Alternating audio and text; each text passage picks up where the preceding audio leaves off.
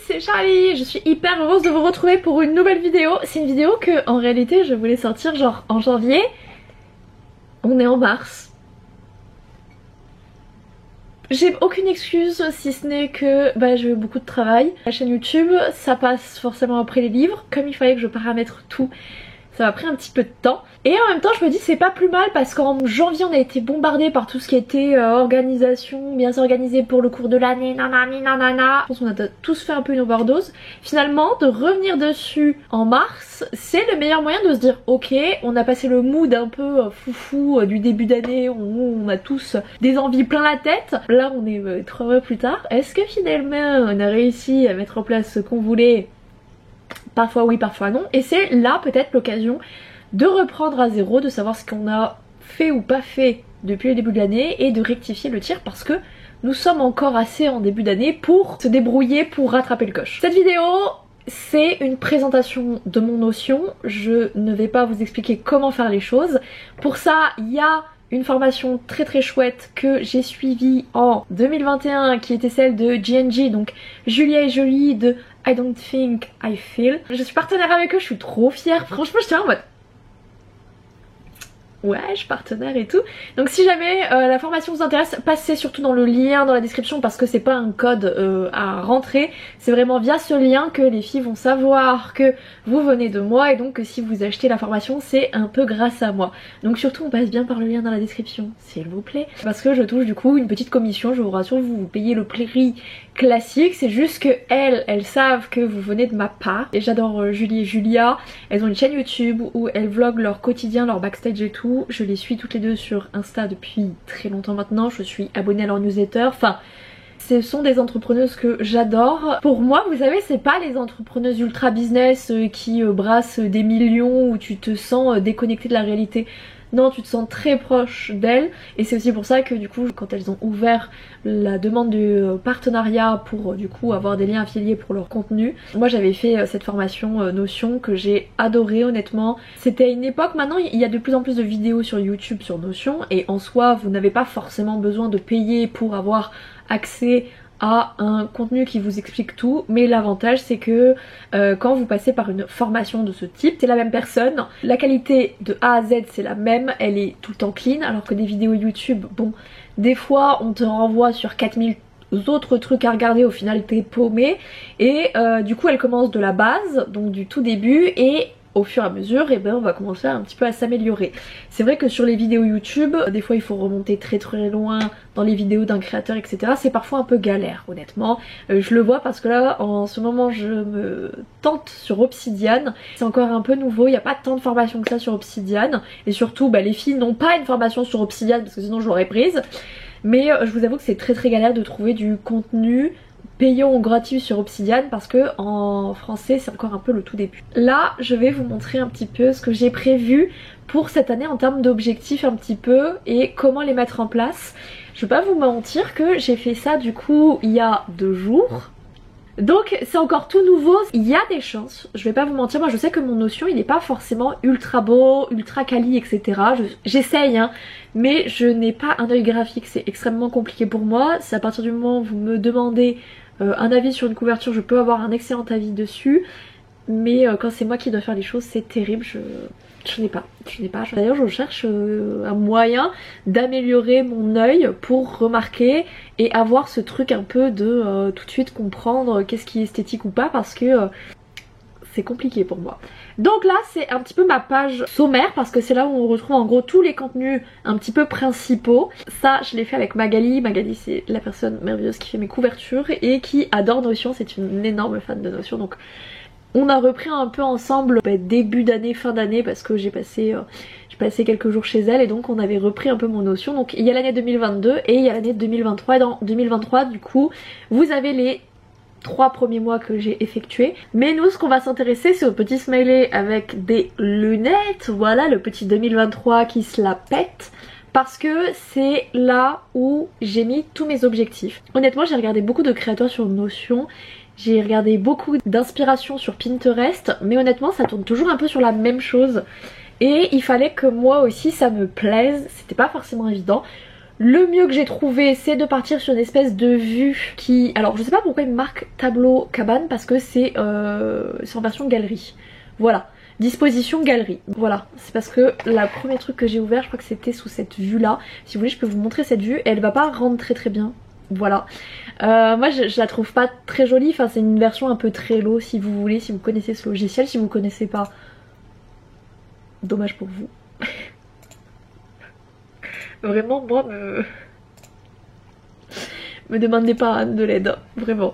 Alors donc j'ai préféré cette vue galerie parce que c'est celle que je trouve la plus jolie. J'ai divisé du coup en trimestres parce que je trouve que 3 mois c'est 90 jours. Vous avez peut-être vu passer des contenus un peu en mode changer votre vie en 90 jours, etc. En fait 3 mois c'est assez vaste pour avoir le temps de mettre en place pas mal de choses et en même temps assez court pour que tu te dises pas que t'as trop le temps, finalement tu ne fasses rien. Je suis partie de manière très cliché sur les photos, je ne pense pas que l'année prochaine je partirai sur ça, mais là comme c'est un peu ma première année où j'essaye de faire ça, on part sur des choses très clichés parce que c'est ce qui fonctionne aussi. Je vais vous montrer janvier, mars, avril, juin parce que c'est ce que j'ai fait.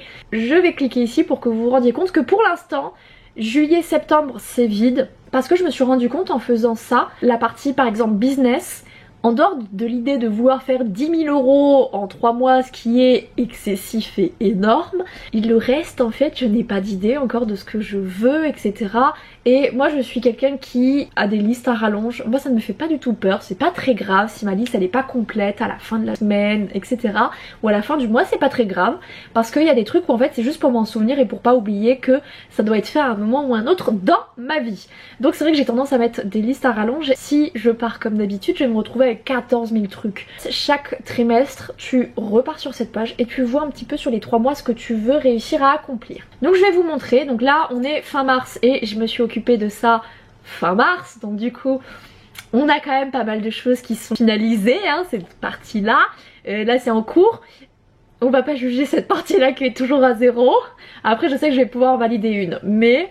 Bon, voilà comment ça se présente. Moi c'est ultra basique, je sais qu'il y a des trucs ultra chiadax, hein. Honnêtement sur Notion il y a des trucs très très beaux. Moi je ne suis pas douée. Voilà, que dire de plus à part ça. Je vous disais, j'ai pas un œil graphique, j'adorerais faire des trucs beaux honnêtement, je vous jure, je trouve ça très chouette quand je le vois chez les autres, je trouve ça magnifique. Mais alors dès que c'est moi devant une page vide, et moi je suis fait pour l'écriture, ok, je suis pas fait pour des images. Et moi c'est vrai que j'en ai une utilisation assez basique de Notion, donc pour le coup je reste sur des choses très basiques que je sais faire, que je sais reproduire, qui me plaisent aussi. Très minimaliste, déjà parce que c'est ce que j'aime, et ensuite au-delà du fait que ce soit minimaliste, il faut que j'ai l'information directe. Moi c'est quelque chose où j'adore ranger dans plein de dossiers, mais en fait quand j'ouvre mon fichier, toutes les informations doivent être le plus claires et le plus disponible possible direct, donc je préfère quelque chose qui soit moins beau mais où là au moins d'un seul coup d'œil je vois tout. Donc je vais vous montrer un petit peu le premier objectif, l'écriture, parce que si vous ne le savez pas, que vous tombez par hasard sur cette vidéo, je suis autrice indépendante, je vis de mon activité, donc je ne me rémunère que grâce aux livres, mon loyer est payé grâce à mes livres, donc c'est l'objectif principal qui trust toute ma vie, hein, littéralement, c'est l'écriture. Donc entre janvier et mars, je sors quoi? J'ai sorti Artemis donc en janvier et les Arcanes de Tarot, le tome 4, le dernier qui clôture la saga en mars. Vous voyez, j'ai mis en forme de point parce que ça y est, c'est fait, c'est bon. Là vous voyez, on est dans l'écriture et la correction, donc en fait qu'est-ce que j'ai fait durant ces 3 mois? Eh bien j'ai terminé l'écriture des Arcanes de Tarot, je l'ai aussi corrigé et j'ai aussi, hop là, écrit Lune et Serpent, et là pour l'instant vous voyez c'est en mode coché. Quand ce sera complet je le passerai du coup, hop là, là si vous voulez je suis en liste de tâches et je le passerai en liste à puces. Voilà, moi c'est très basique mais c'est avec des choses comme ça où je sais direct ce qui me manque ou pas.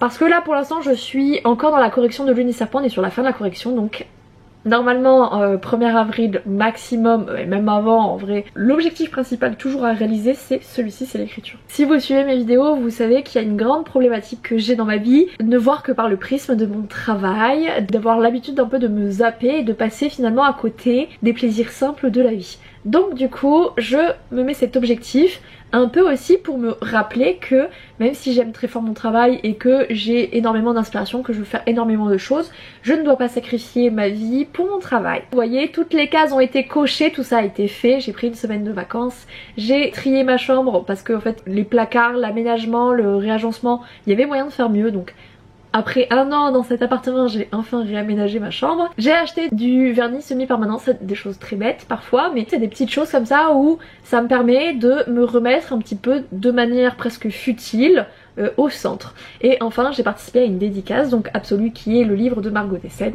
Je suis allée avec des copines et en fait tu vois ça c'est des choses où en début de janvier je ne savais absolument pas que j'allais faire ça. J'ai pas envie de savoir ce que je vais faire de mon objectif myself septembre ou en novembre parce que bah voilà j'y suis pas encore et que bah des fois j'ai des opportunités qui apparaissent 1 ou 2 mois avant. L'objectif business, bon bah comme vous voyez il y a tout à cocher. Je le vis bien quoi, je me sens bien. On a faire 10 000 € brut, envoyer les livres à la BNF, donc c'est la Bibliothèque Nationale Française, donc les romans 2021-2022. En 2023 pour rappel hein. J'ai pris du retard sur ça parce que l'année dernière j'étais sous l'eau et je savais que c'était une tâche ingrate et donc qu'est-ce que j'ai fait? Je l'ai repoussé. Voilà. Donc maintenant que ça va mieux, que j'ai encore amélioré mon organisation etc, je m'occupe enfin de cette tâche ingrate. Il faut que je sois à jour sur mes déclarations BNF, c'est-à-dire que la dernière date je crois de novembre, on est en mars.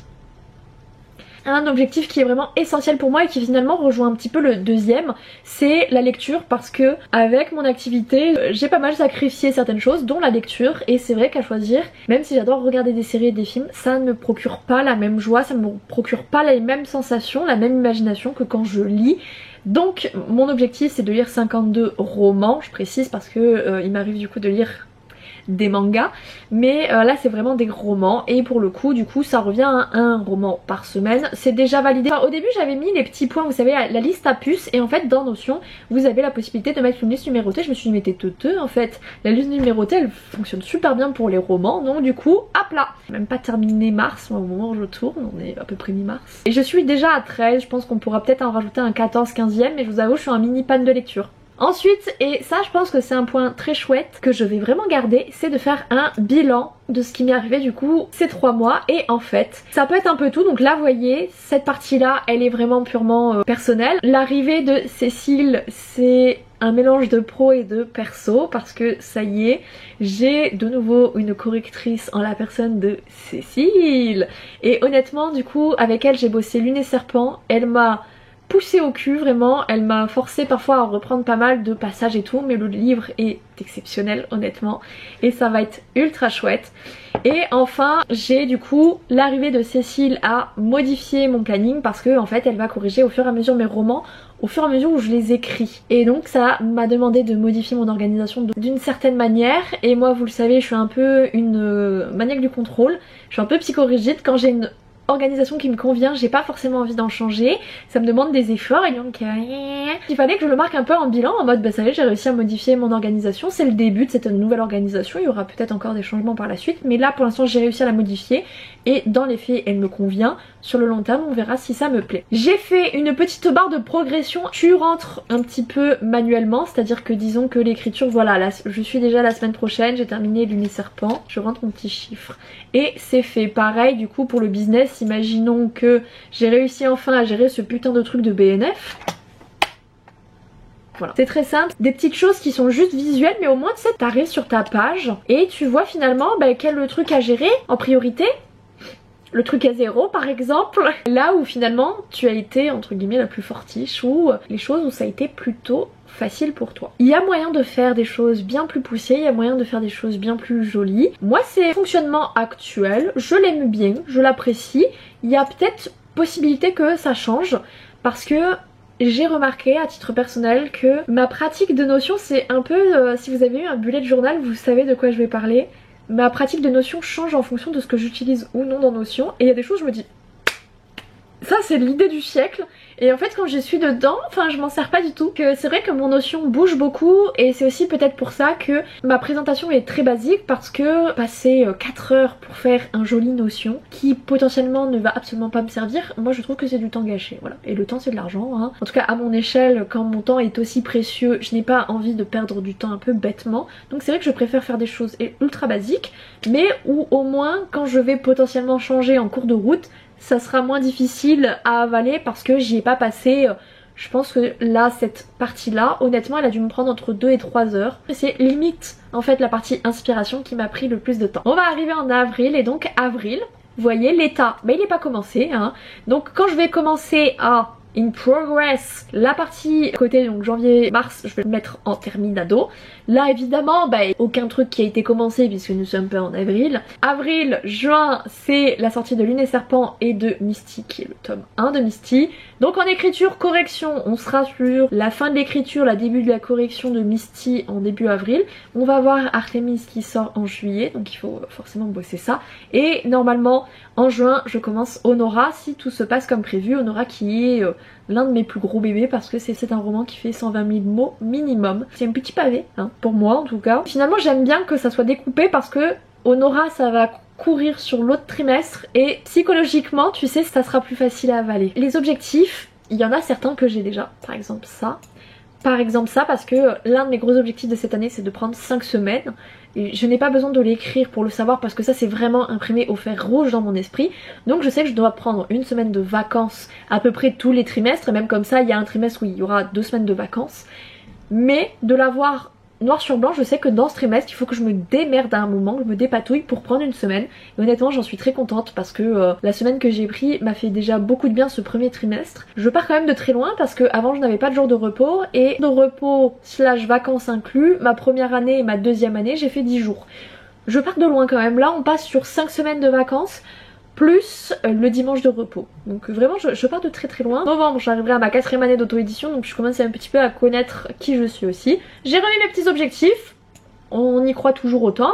Être à jour sur les maquettes des romans parce que j'ai des nouveaux romans qui sortent et vous savez à la fin de mon livre je fais toujours la promotion d'un autre. Je change souvent la petite publicité. Pareil mes plus vieux romans, la maquette ne correspond plus vraiment à ce que je fais maintenant. Donc je modifie ça pour depuis peut-être octobre. Et voyez comme c'était un objectif à faire de temps en temps quand j'ai le temps. Ça traîne depuis octobre alors que je sais que si j'ai 3 mois pour le faire, ça va revenir beaucoup plus facilement dans une tâche à accomplir parce que je sais qu'à la fin de mon trimestre, il faut que ce soit fait. Alors après je peux me démerder comme je veux, hein. Je peux y passer une semaine à ne faire que ça s'il le faut parce que je n'ai pas géré avant. Ça c'est mon problème, ça c'est moi. Mais je sais que ça doit être fait. Le gros objectif vraiment de ce trimestre, autant les maquettes je sais qu'on est sur la fin, ça va pas être trop galère en vrai. Le truc qui va être très long c'est mon multiverse. J'ai différentes héroïnes, elles se passent dans le même univers, il y en a dans le présent, il y en a dans le futur. Il y a des personnages du coup qui apparaissent dans ces deux timelines, c'est le Beans. J'ai essayé de faire des fiches personnages sur Notion et c'est très bien pour des romans dits classiques. Voilà, j'ai fait par exemple tous les arcanes de tarot, les fiches perso elles sont sur Notion et ça me va très bien. Mais pour mon multiverse, j'ai besoin d'avoir une vue graphique comme le propose Obsidian. Donc je suis en train de me renseigner sur Obsidian, un enfer, honnêtement un calvaire pour essayer de prendre en main. Parce que comme quand je suis arrivée la première fois sur Notion, c'est ultra galère. Voilà, c'est pas intuitif. Une fois que t'as pris le coup de main, c'est facile et ça te paraît logique. Mais quand tu y arrives, t'es un peu avec ta bite et ton couteau et t'es là en mode j'ai envie de clamser. C'est pour ça que je me renseigne sur des formations à faire sur Obsidian parce que c'est la galère. Ça va me prendre un temps monstrueux. Je vais pas vous le cacher que là j'ai prévu en gros chaque jour de passer 1 heure sur Obsidian pour faire mes fiches personnages et mes fiches de lieu. On va bien s'amuser. Et enfin le bilan. La liste des 12 romans en soi, je pourrais mettre 12 bouquins. Les bouquins que je veux impérativement lire à cette période. Mais pour l'instant à part Calliope je sais pas trop sur quoi j'ai envie de partir. Donc c'est vide. Et ça viendra au fur et à mesure se compléter dès que je terminerai des bouquins. Voilà à quoi ça ressemble et puis je vous avais montré hein, mais juillet-septembre c'est totalement vidasse. C'est-à-dire que j'ai même pas fait les grands objectifs ou quoi, j'ai eu un peu la flemme. Mais je me dis que ça se trouve d'ici juin, je vais me rendre compte que ça me convient pas. Et donc je me dis ça sert à rien de partir sur juillet-septembre. Là en tout cas pour l'instant j'aime bien. C'est rapide, c'est intuitif, c'est comme j'aime. Voilà, moi c'est de la simplicité qu'il faut parce que sinon je suis larguée, ça me saoule. Voilà ma petite vue de toute mon année. En tout cas tout ce que j'ai prévu, c'est une vision un peu globale. Et puis après finalement quand tu en fais le bilan au bout des 3 mois là, on va creuser un peu plus sur les choses qui voilà, sont un petit peu plus du détail. Mais j'aime beaucoup cette version là et c'est peut-être aussi l'occasion pour vous de se dire est-ce qu'on reprendrait pas ces petites organisations, voir ce qu'on a réussi, pas réussi et qu'est-ce qu'on peut mettre en place pour que ça fonctionne un petit peu mieux. Moi c'est un truc qui me convient, je sais qu'il y en a qui ont besoin d'être beaucoup plus cadrés. Moi j'ai pas besoin de plus pour savoir, après voilà je suis quelqu'un de un peu bête et méchant, je suis très disciplinée, quand je m'impose des choses je m'exécute même si je dois mourir, voilà. c'est pas forcément un avantage à certains moments de ma vie, mais ça en a beaucoup à d'autres moments. J'espère que ça vous aura plu. Si jamais vous êtes intéressé par la formation des filles, je vous mets tout ça dans la description. Suivez bien le lien surtout hein, pour qu'elles sachent que si vous passez et que vous achetez la formation, vous venez bien de ma part. Moi je vais vous laisser là, je vous fais à tous et à toutes des gros bisous. Ciao ciao!